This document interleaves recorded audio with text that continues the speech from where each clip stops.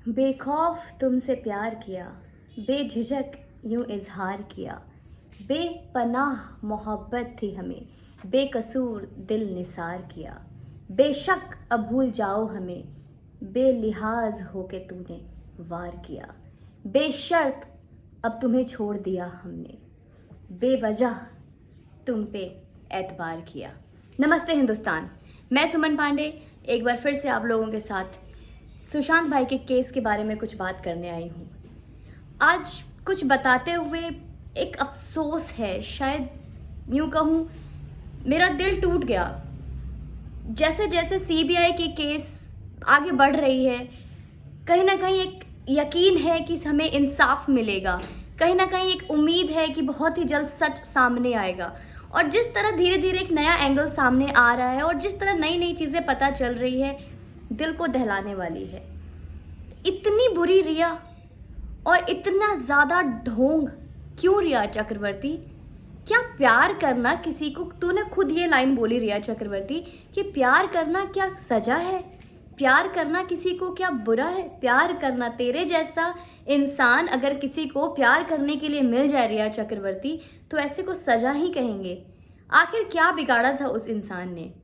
दोस्तों, मैं आपको बताऊं, अभी फ़िलहाल कूपर हॉस्पिटल के एक अटेंडेंट ने, कूपर हॉस्पिटल के एक स्टाफ ने, उस स्टाफ ने स्पेशली जो इंसान जो शुरू से ही सुशांत भाई की बॉडी के साथ से घर से लेकर जो हॉस्पिटल तक बॉडी लेकर गया, जो बॉडी हॉस्पिटल के वार्ड से निकलकर पोस्टमार्टम पंचनामे के लिए गया और पंचनामे से लेकर जो मर्चरी तक गया और जहाँ पे रिया चक्रवर्ती बॉडी को देखने आई थी, ये पूरे टाइम में एक इंसान था जो हमेशा से साथ था सुशांत सिंह राजपूत के शरीर के साथ, बॉडी के साथ, डेड बॉडी के साथ कहूँ तो।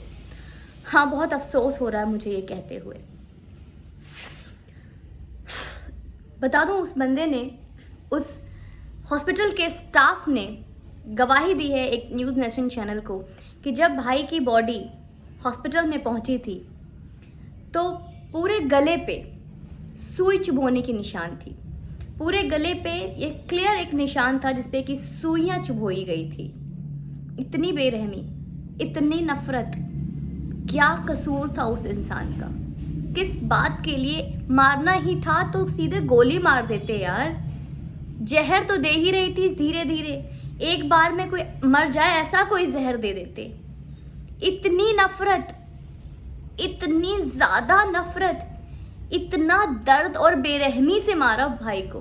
क्यों? वो भी तो किसी का बेटा है, वो भी तो किसी का भाई था। आखिर ऐसा क्या गुनाह कर दिया था उस इंसान ने? इतना ही नहीं, भाई की जब शरीर आई थी, उस शख्स ने साफ साफ बयान दिया है कि भाई का पैर बिल्कुल ऐसे मुड़ा हुआ था, जिसे कि देखकर कोई भी कह सकता था कि बहुत ही बेरहमी से मारा गया है, पीटा गया है और मार पीट कर उनके पैर को तोड़ दिया गया है और बहुत ही बुरे तरीके से। इतना ही नहीं, पूरे शरीर में बहुत ज़्यादा मार पीट का निशान था। तो ये बात तो तय है कि भाई की मौत से पहले भाई ने बहुत चीखा होगा, बहुत चिल्लाया होगा, बहुत याद किया होगा, बहुत तड़पा होगा, मदद भी मांगी होगी, लेकिन उन हत्यारों ने भाई की चीख भी न सुनने दी हमें। उन हत्यारों ने, उन पापियों ने, इस डायन रिया चक्रवर्ती जो अपने आप को कहती है, उस बंदे का मुझे दिल अच्छा लगा और उस दिल पे ही तूने चाकू चला दिया, रेत दिया, विश्वासघात किया। क्यों?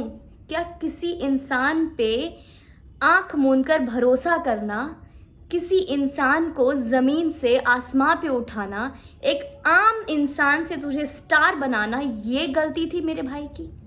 क्यों किया तूने ऐसा रिया चक्रवर्ती? क्यों किया? तुझे इतना सा भी दर्द नहीं हुआ उस इंसान के लिए जिस इंसान ने अपना सब कुछ छोड़ दिया तेरे लिए? ज़रा सा भी तकलीफ़ नहीं हुई तुझे उसको इस दर्द में देखते हुए?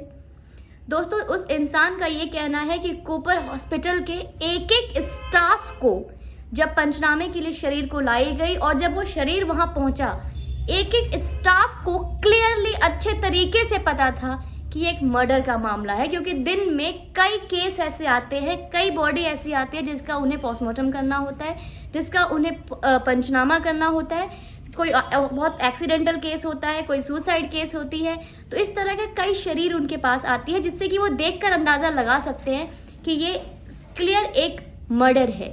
और उसने क्लियरली बोला है ये चीज़ कि ये मर्डर है, और ये बात सबको पता थी।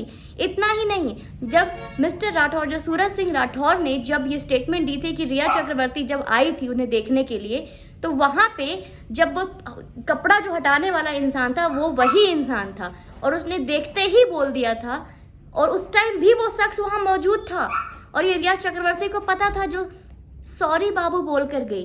तो उस चुभे हुए कांटे के ऊपर सॉरी बाबू बोलकर क्या फूलों को डालने आई थी वो? क्या था ये? इस तरह का दोगलापन क्यों? आखिर क्यों? रिया चक्रवर्ती, माफ मत करना इसे।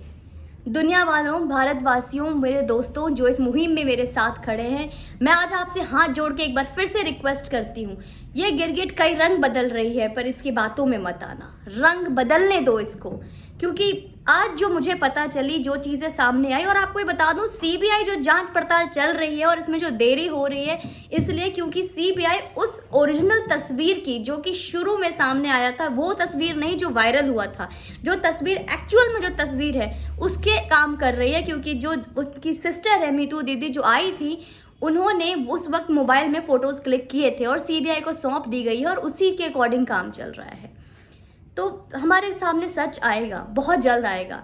आज भी कंटिन्यू पूछताछ चल रही है रिया चक्रवर्ती से, अच्छे से उसको एडमिट करके प्रॉपर ट्रीटमेंट दे रही है सीबीआई, और बहुत जल्दी उस बीमार जो अपने आप को बोलती है कि मैं पागल हूँ, मुझे एंजाइटी अटैक आने लगे हैं, मेरे माँ बाप एडमिट होने वाले हैं, कुछ भी जो बोल रही है इसकी सच्चाई सामने आएगी। पर माफ़ मत करना इसको, माफ़ मत करना। जय हिंद, थैंक यू।